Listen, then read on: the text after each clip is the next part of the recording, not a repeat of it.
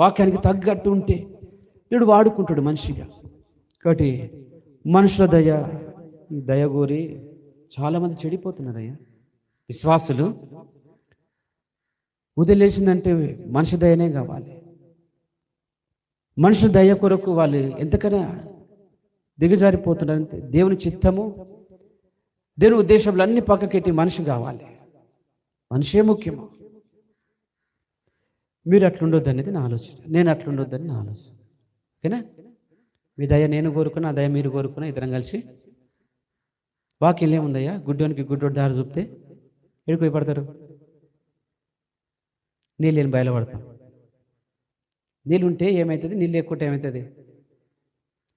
నీళ్ళు ఉంటే కొద్దిసేపు తేలాడతావు, నీళ్ళు నీకు అంత దెబ్బ దాకనీయవు. నీళ్ళు లేని బయలు పడితే పడకూడమే, కాలు చేతులు ఈడంగా వెళ్తాయి. అంతే కదే. నీళ్ళుంటే కింద గుద్దుకోకుండా ఆపి కొద్దిసేపు గుట్టుకు మిటుకు కొట్టుకొని పక్కన పిలువగలిగితే పిలిచి నీకు ఈత వస్తే ఈది కూడా బయటకు వస్తుంది, నాయన బతికించున్నాను. కాబట్టి మీ దయ నేను కోరను, నా దయ వాళ్ళందరికీ దేవుడి దయ ఉండాలి.